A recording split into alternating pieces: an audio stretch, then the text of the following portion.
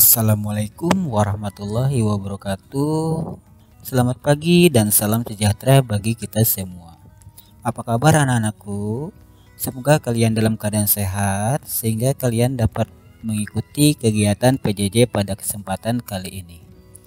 Anak-anakku semua, hari ini kita akan melanjutkan materi tentang barisan dan deret geometri. Adapun materi pada kesempatan kali ini adalah deret geometri tahingga dan aplikasi barisan dan deret geometri. Adapun tujuan pembelajaran pada kesempatan kali ini adalah menentukan jumlah deret geometri tahingga, memecahkan masalah kontekstual yang berkaitan dengan barisan dan deret geometri, dan memecahkan masalah kontekstual yang berkaitan dengan deret geometri tahingga.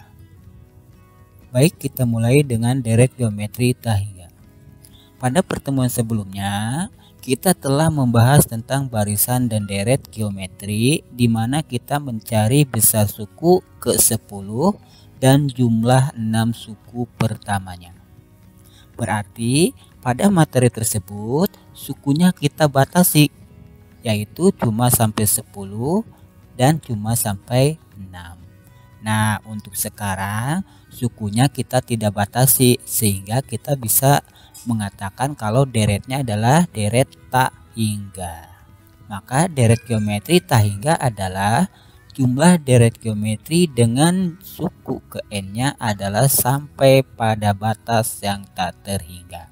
Jadi kita tidak membatasi sukunya berapa. Deret geometri tahingga ini terbagi atas dua jenis. Yang pertama divergen dan yang kedua adalah konvergen. Apa sih yang ngebedain antara dua deret ini? Mari kita lihat.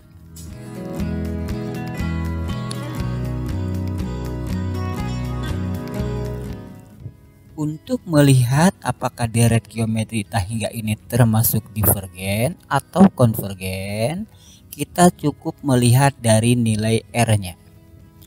Ya, dari besar R-nya. Kalau R-nya dia kurang dari -1 atau lebih dari 1, berarti deretnya termasuk deret yang divergen. Sedangkan kalau R-nya berkisar antara -1 sampai 1, ini berarti deretnya dinamakan deret konvergen. Contohnya 1 tambah 2 tambah 4 tambah 8 tambah seterusnya. Ini termasuk deret divergen.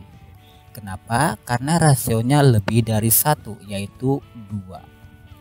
Sedangkan untuk yang kedua, 16 tambah 8 tambah 4 tambah seterusnya, ini termasuk deret tahingga yang konvergen. Kenapa? Karena rasionya berkisar antara -1 sampai 1, yaitu 1/2. Nah, secara gampangnya gini. Untuk membedakan divergen dan konvergen, tinggal kamu lihat. Kalau deretnya itu naik, berarti dia divergen. Kalau deretnya itu turun, berarti dia konvergen. 1 ke 2, 2 ke 4, 4 ke 8 dan seterusnya ini kan naik. Angkanya semakin besar, berarti dia divergen. 16 ke 8, 8 ke 4, 4 dan seterusnya. Ini kan nilainya semakin kecil, berarti dia nurun. Berarti deretnya adalah konvergen. Nah, jumlah tahingga untuk barisan divergen adalah tahingga. Jadi, kita tidak bisa menentukan secara pasti jumlahnya berapa. Sedangkan kalau deret konvergen, untuk menentukan jumlah tahingganya adalah A dibagi 1 min R. Nah, inilah rumus untuk menentukan jumlahnya. Mari kita lihat contohnya. Tentukan jumlah deret berikut. Yang nomor 1, 3 tambah 6 tambah 12 tambah seterusnya.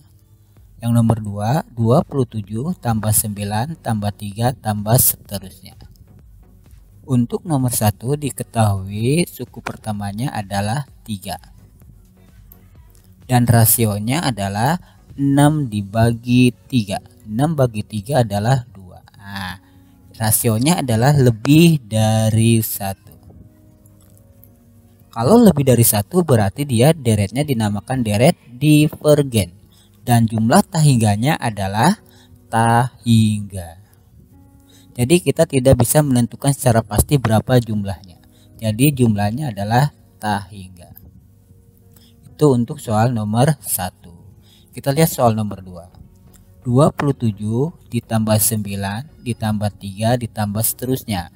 Berarti suku pertamanya adalah 27 dan rasionya adalah 9 dibagi 27. 9 bagi 27 kita sederhanain jadi 1/3. Kalau kita lihat 1/3 itu antara dari min 1 sampai 1. Karena dia antara min 1 sampai 1, berarti ini dinamakan deret yang konvergen. Dan untuk menentukan jumlah deret konvergen adalah A dibagi 1 min R. Tadi A-nya 27 dan R-nya adalah 1/3. Berarti sama dengan 27. 3 kali 1 adalah 3, baru dikurang 1. 3 kali 1 3 dikurang 1 adalah 2/3. Karena ini dibagi dengan pecahan, berarti pecahannya kita tukar, kita balik. Pembilang jadi penyebut, penyebut jadi pembilang, jadi ditukar. Tapi operasinya jadi kali. Berarti 27 dikali 3/2. 27 kali 3 adalah 81 dibagi dengan 2. 81 dibagi 2 adalah 41/2. Jadi itulah jumlah deret tak hingganya untuk soal nomor 2. Nah, itulah tentang materi deret geometri tak hingga. Nah, sekarang kita akan membahas soal-soal aplikasi yang berkaitan dengan barisan dan deret geometri. Untuk soal yang pertama, dari hasil observasi diketahui bahwa vaksin A dapat membunuh bakteri sebanyak 20% setiap harinya. Jika pada awal observasi terdapat sekitar 3.750 bakteri, pertanyaannya adalah tentukan jumlah bakteri setelah pemberian vaksin pada hari kelima. Di sini ada 20%. 20% itu apa? Kemudian di sini ada 3.750. Nah, 3.750 ini sebagai apa? Kemudian di sini ada hari kelima. Jadi ada 5. Ini juga sebagai apa? Kalau kita lihat 20% ini kan sebagai pembanding setiap harinya. Jadi setiap harinya vaksin tersebut akan membunuh 20% bakteri. Kalau ada pembanding atau rasio itu dinamakan deret atau barisan geometri. Berarti ini adalah soal tentang aplikasi barisan deret geometri. Mari kita kerjakan bareng-bareng. Di sini ada kata pada awal. Kalau pada awal itu kan berarti suku pertama. Nah, berarti dari sini diketahui suku pertamanya adalah 3.750. Kemudian di sini pemberian vaksin pada hari kelima. Ini pertanyaannya, berarti hari kelima itu adalah N-nya. Nah, rasionya adalah 20% atau 20/100. Tapi ingat, 20/100 itu adalah yang mati. Sedangkan pertanyaannya adalah yang masih hidup, perkiraan jumlah bakteri setelah pemberian vaksin pada hari kelima. Yang matinya adalah 20%, berarti yang hidupnya adalah 1 dikurang 20%.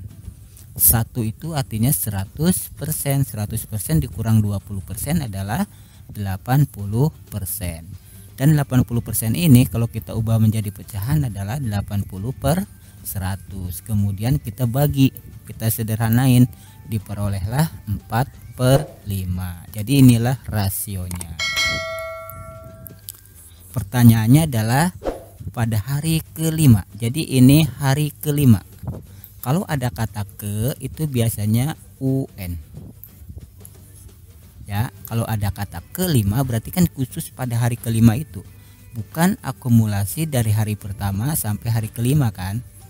Yang ini ditanyakannya pada hari kelima, berarti kan cuma satu suku yaitu U5. Nah, berarti untuk menentukan U5 rumusnya adalah A kali R pangkat N-1.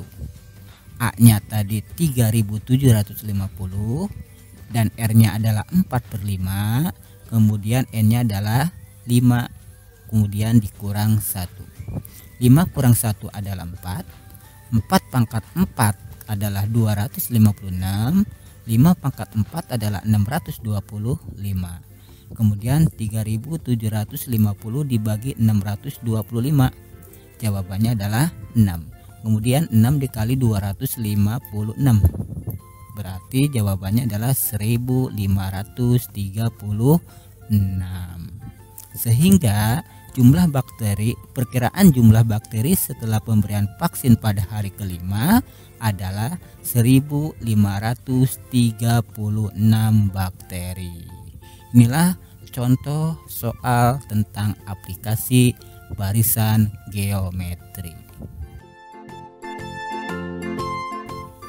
Kita lihat soal berikutnya. Pesawat terbang pada menit pertama dapat menempuh jarak 32 km. Ingat, 32 km ini adalah menit pertama. Berarti dia suku pertama atau A.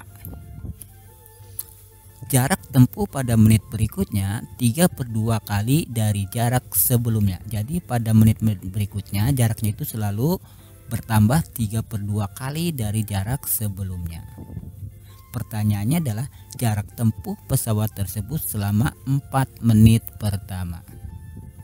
Ini juga termasuk barisan atau deret geometri karena di sini ada pembandingnya. Ya, yaitu 3/2. 3/2 itu adalah R-nya. Nah, berarti yang 4 ini adalah N-nya. Berarti suku pertamanya adalah 32, N-nya adalah 4 dan rasionya adalah 3/2.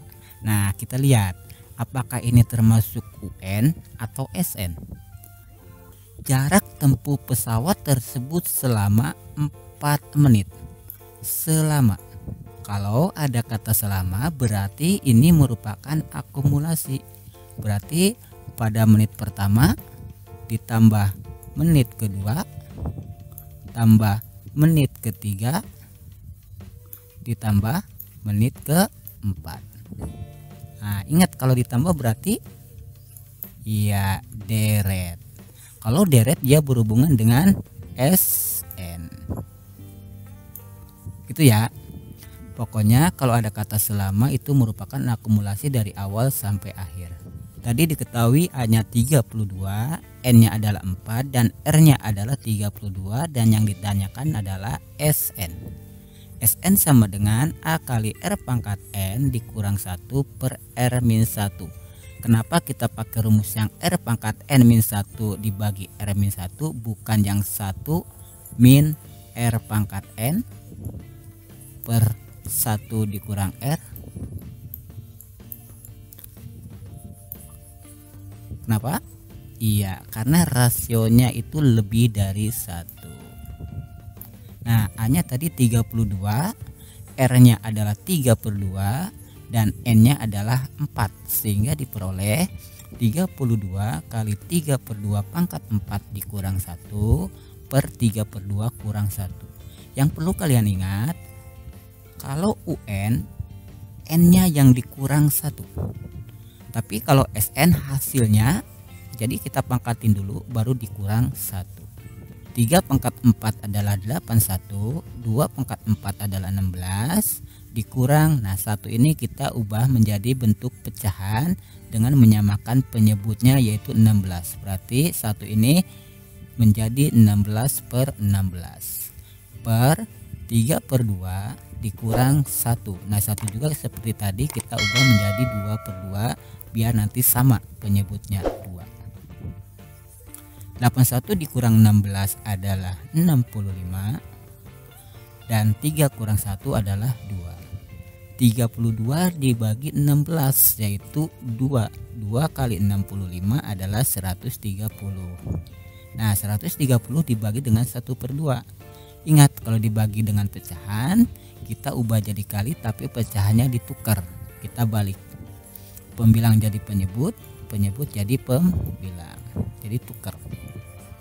sehingga diperoleh 130 dikali 2 per 1. 130 kali 2 adalah 260. Jadi jarak tempuh pesawat selama 4 menit pertama adalah 260 km. Nah, inilah contoh aplikasi tentang deret geometri. Kita lihat soal berikutnya. Sebuah kendaraan berjalan dengan kecepatan 60 km per jam selama 1 jam pertama. Karena kecepatannya 60 km per jam selama 1 jam, berarti jarak tempuhnya pada jam tersebut adalah 60 km. Kemudian pada jam kedua kecepatannya berkurang menjadi 1/4 dari kecepatan sebelumnya. Ini mengakibatkan jarak tempuhnya juga akan berkurang 1/4 dari 60 km atau akan berkurang 1/4 dari jarak tempuh pada jam sebelumnya. Pertanyaannya adalah jarak terjauh yang dapat ditempuh kendaraan tersebut. Di sini pertanyaannya adalah jarak terjauh yang dapat ditempuh kendaraan tersebut. Nah, kalau kita lihat di sini N-nya tidak ditentukan. Jadi N-nya pada jam keberapa itu kita tidak tahu. Yang jelas jarak terjauh yang dapat ditempuh kendaraan tersebut. Nah, soal seperti ini merupakan soal aplikasi tentang deret geometri tak hingga. Dari soal ini diperoleh suku pertamanya adalah 60 km karena 60 km ini adalah jarak tempuh pada saat jam pertama. Kemudian rasionya adalah 1/4. Dan N-nya adalah tak hingga karena N-nya tidak ditentukan.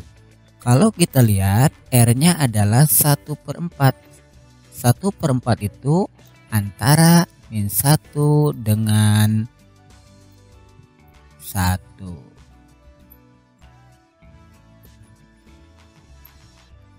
Karena antara -1 dengan 1 berarti deret ini merupakan deret yang konvergen. Cara menentukan jumlahnya adalah A dibagi 1 min R. A-nya tadi 60 dan R-nya adalah 1/4. Sehingga diperoleh 4 kali 1 adalah 4 dikurangi 1 adalah 3. Jadi 3/4. 60 dibagi 3/4. Ingat kalau dibagi dengan 3/4 dibagi dengan pecahan berarti pecahannya dibalik atau ditukar. Pembilang dengan penyebut, penyebut dengan pembilang. Sehingga diperoleh 60 kali 4/3 sama dengan 80. Jadi jarak terjauh yang dapat ditempuh kendaraan tersebut adalah 80 km. Untuk selanjutnya silahkan kalian kerjakan soal berikut. Soal ini kalian kerjakan, kemudian kalian kumpulkan, linknya sudah Bapak siapkan atau udah Bapak taruh di Google Classroom. Jadi silahkan upload di Google Classroom. Baik, itulah materi pada kesempatan kali ini. Semoga materi tersebut dapat kalian pahami dan kalian dapat mengerti tentang aplikasi atau soal aplikasi barisan dan deret geometri. Tetap semangat dan silahkan kalian kerjakan soal yang tadi. Bapak akhiri, wassalamualaikum warahmatullahi wabarakatuh.